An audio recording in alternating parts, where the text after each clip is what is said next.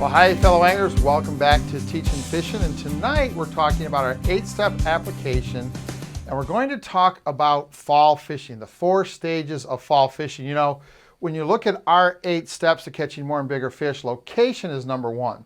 And location isn't just when you get on the water figuring out where the fish are. There's a lot of work to figure out the general location in a lake before you even get on the water. And this is where what we're going to talk about tonight. We're going to talk about the 4 stages of fall fishing, kind of what fish do, kind of how they move to general areas of the lake, and how you can make better, faster decisions to be on fish, understanding how fall works and how the fish react at different times of fall, what those signals are to tell you what stage of fall we're in, and how to be in the right place more often and catch more fish. So let's start with this. Why fall? Why is fall such a big deal? And why is fall such great fishing? A couple reasons. Number 1, walleyes are hungry and aggressive. Remember, it's fall time. Walleyes are hungry, they're aggressive, they're getting ready to get through fall, get through winter, get through spawning. They're feeding up really, really heavy this time of year. They're very, very aggressive and very hungry. Baitfish populations are at the lowest. Every piece of bait right now that gets eaten by a walleye or any other predator fish is one less piece of bait in the system. Remember, where we live up here in the upper Midwest, most of our baitfish hatch in the spring. So by the time we get to late September, October, November, December, kind of what we call the fall period, there's not a lot of bait fish left. So we've got hungry, aggressive fish and not a lot of bait fish. All adds up to great fishing. Fish are close to the heaviest they're going to be all year. They're putting on, not just starting to develop their eggs, they're actually starting to put on layers of fat. So we get the additional weight of eggs that we have in the spring, but now we're starting to get layers of fat. Because remember, in the springtime, a lot of that fat is sucked up and used to get through the winter, get through spawning. So we've actually got fish probably as close to the heaviest they're going to be all year, especially as we get into late fall. Walleyes, believe it or not, are almost feeding nonstop. We've caught fish, 25, 26, 27-inch fish. You cut them open, there's 15 gizzard shad in their belly, and they still hit a crankbait. So these fish know they have to feed. Mother Nature says it's time to get fat, and they are feeding almost nonstop.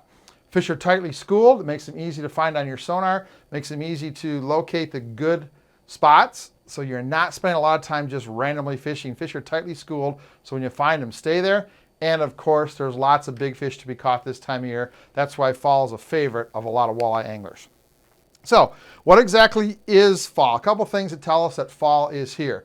Number 1, shorter lengths of daylight. The amount of daylight we have gets shorter every single day. That's the signal that fall is coming. Warm days give way to cooler nights. You may be able to fish in your shirt sleeves during the day, but man, by the time it gets 4 or 5 o'clock in the afternoon, you're probably gonna put on a sweatshirt, and by the time it gets into the evening, probably gonna have to have a coat on.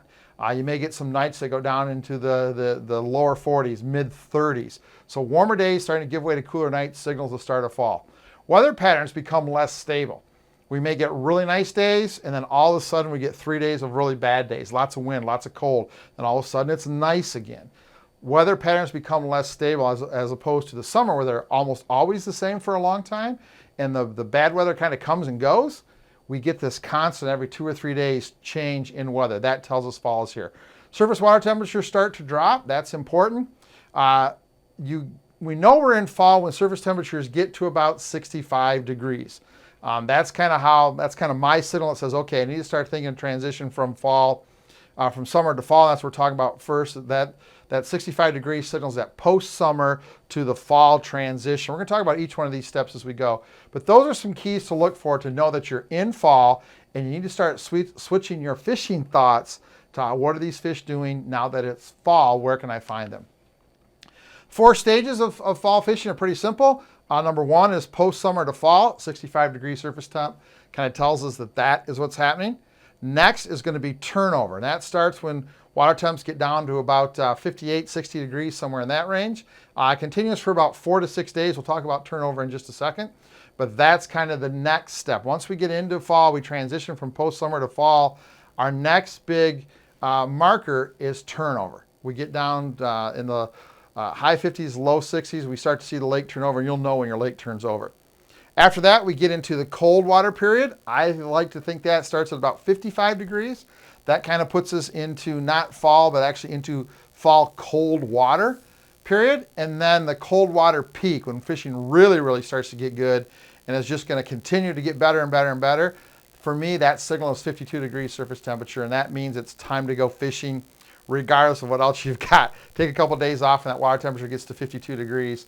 That is the signal that fishing is on, and it's going to continue to stay good and continue to get better as we get right up into ice up. So those are the 4 stages of fall fishing. Post-summer to fall at 65 degrees, turnover around 58 to 60, cold water period begins at 55, and then the cold water peak begins at 52 and goes as the water gets colder. Now, what is actually happening in our lake as fall happens? Now, let's just kind of do a little side view here of what's happening on the lake and what actually happens and why it's important to know what stage you're in fall.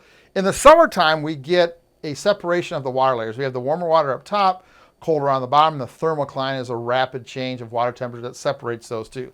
So surface temperatures might be 78, down 15, 20, 25, 30, 40 feet, it might be 72.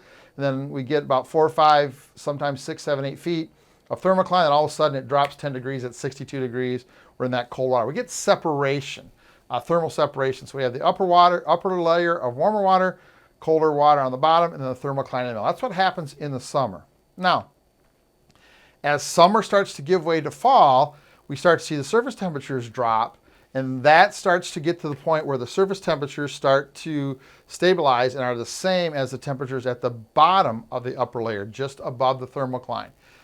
We've still got a separation. We've still got a thermocline. We still have a thermal difference between the bottom of the upper layer and the top of the bottom layer. So we still have a thermocline, but that thermocline is starting to get squeezed because this temperature difference is starting to get smaller, and this temperature difference, there really isn't one anymore. We're all the same temperature in the upper layer. That's kind of our post-summer pattern. We'll talk about that next year when we get into our post-summer seminar. As these temperatures start to drop, notice that the surface temperatures stay the same as the temperatures at the bottom of the upper layer, but notice now how the top of the cold water layer stays the same. It hasn't changed, but now the bottom of our upper layer is starting to get closer to the top temperature below the thermocline. So we're starting to see this thermocline kind of shrink, kind of get pushed, kind of get smaller, kind of get forced into becoming smaller. Now we're going to start to mix the warmer water and the colder water, right? And remember, warm water is more dense, so it wants to fall. So once that thermocline breaks up, we get what we call turnover, a mix of the water. Once these two temperatures get really, really close to the same, what happens is that warmer water wants to fall to the bottom. So it falls to the bottom. The cold water comes back up to the top. Now, it's not much different than surface temperature, but here's what happens. This thermocline is really a physical layer. I have friends who dive, and they say that you go through that thermocline, you can physically feel it's like diving through jello. So it's actually a physical thing. What happens is that thermocline actually traps a bunch of stuff below it in the summertime. Dead weeds, dead fish, fish carcasses, things that want to float to the surface because they're dead and decaying. The thermocline kind of holds them down. That's one of the reasons you can see it on your sonars. It's trapping all this stuff. You can actually mark that. When we get turnover and this upper warmer water drops and the colder water on the bottom comes to the surface, all of that crud comes with it. So the lake's going to look kind of oil slicky. It's going to have a bad smell to it. You're going to see a lot of dead weeds, a lot of dead and decayed fish floating. That tells you turnover is there. For me, it's the oil slicky look and it's the smell. You can just smell turnover. When your lake turns over, you want to avoid it for about a week. It takes about a week after turnover starts for that lake to kind of stabilize again. You want to kind of avoid that lake if you can. We'll go into that in a little more detail in just a second. And then once turnover is done and that kind of all mixes, we start to get a little bit of wind because fall is notorious for wind. At some point, we're going to homogenize surface temperature and the temperature at the bottom of the lake. It could be 30, 40, 50, 60, 70 feet. Those temperatures are going to be really, really close to the same. And that's important. That tells us that we're into the cold water period. Okay? So that's just a quick breakdown of what actually happens. So let's talk about some of these 4 stages and kind of how we need to approach them. We're not going to go into detail. We're going to do a location seminar a little bit later as far as fall goes, but I just want to kind of give you some details about how each of these stages, how you should think about it when we look at step 1 in our 8 steps location, how you should think about what stage of fall you're in and where you need to start looking for fish. Remember, post-summer to fall transition starts at about 65 degrees. Walleye start to move towards steeper structures, harder bottom areas, and locations with current or wind exposure. Those are 3 key things: steep structure, hard bottom, current or wind. Keys in that post-summer to fall transition. Cabbage starts to die, so the fish that were in the cabbage have a tendency to start to move back out and get away from that dead cabbage that's taking up oxygen. And your best spots this time of year are going to start to have access to deep water. Fish may still be shallow, 3, 4, 5, 6, 7, 8, 10 feet, but they're going to be really, really close to deep water. That's why the move to steep structures. Again, fall turnover starts at 58, 60 degrees, somewhere in there. The lake temporarily turns over and fishing is terrible for about a week. You need 6, 7 days. If the lake you normally fish or the part of the lake that you fish is in turnover, head to a different lake. Head to a shallower lake that didn't thermocline or has already turned over, or go to a deeper lake that maybe hasn't turned over yet. Find a different place to fish for about a week. You're going to be okay. If you can't do that, head to shallower lakes that are close by. We talked about that. Or if you have to fish a lake that has turned over, try to find an area that has current or the most wind blowing into it. That'll kind of temper the bad effects of turnover. Our cold water, remember, begins at about 55 degrees, and that signals the start of consistent fall patterns. Up until this time, it's kind of hit or miss, right? Fish may be in 2 feet, they may be in 40 feet. They may be suspended. They may be on rock humps in 35 feet of water. They may be on remaining green weed beds. They may be in a rock pile in 12 feet of water. Once we get to 55 degrees, though, things start to get a little more consistent. We don't have as many patterns, and those fish, once they get into whatever pattern they're going to go into, they stay in that for a long time.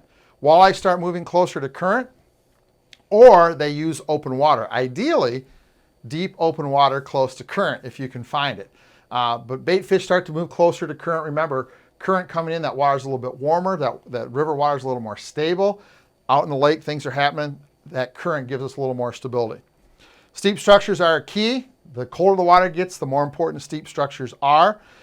Shallow bite will start to happen on hard bottoms and around current. So we lost our shallow bite because the weed died.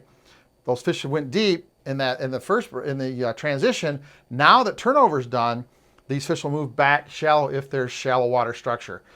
Specifically lip shorelines, shorelines that maybe have seawalls, docks, piers, those types of hard breaks so fish can push bait against them. Or they're going to head to current. If they can find some current, that's going to be a key in the cold water. Cold water peak, remember, begins about 52 degrees. Now walleyes are really, 52 degrees, walleyes are really inconsistent patterns hourly and daily. Fish that are open water fish are going to stay open water fish. Fish that are structure fish are probably going to stay structure fish for the rest of the fall. These fish will have patterns. You'll start to see that certain parts of the lake, you get a bite from 8 to 9:30. Different part of the lake, the bite's from 11 to noon. Different part of the lake, or maybe a different part of the water column, the bite's best from 1 to 3. Those are going to stay consistent pretty much now all the way through ice up. I'm going to tell you at 52 degrees, that's when the best fall fishing starts. 52 degrees is the trigger. It's time to go fishing. Things are going to happen. Again, you've seen this over and over in fall. This is really key. And again, the colder it gets, the more important it is. 2 things. Number 1, steep structure. That's important. And again, the shallow bite will still happen on hard bottoms, steep shorelines, and or around current. If you can find piers, breakwalls, seawalls that have current coming into them or wind pushing against them, you've got a great spot, especially if maybe you don't have a boat and you got to fish from shore, or if you like to night fish, those spots can be an absolute key. Okay? All right, let's go back to kind of wrap up what we talked about. So we wanted to run you down the 4 stages of fall fishing so you could kind of figure out where your lake was in those stages, use those key little locational factors we talked about, then use a lake map to find the general area of your lake. So now you can go out on the lake and start searching. Remember, fishing is a process, and step 1 is to be in the right location. That's what we want you to do. So these 4 stages, hopefully this seminar real quick got you dialed in to kind of how to look at your lake in the fall, determine what stage it's in, and then take those bullet points from each stage, apply it, open your map, look for those spots, and then go out and look for some fish. All right, if you need more information, more seminars, All kinds of things. Our Monday morning coffee hour. Check us out. Teachingfishing.com is our website. There's articles. There's past seminars. There's past interviews we've done with some anglers. Lots of neat stuff there. Be sure to spend some time at teachingfishing.com. We've got our Teaching Fishing TV channels are up. Check that out.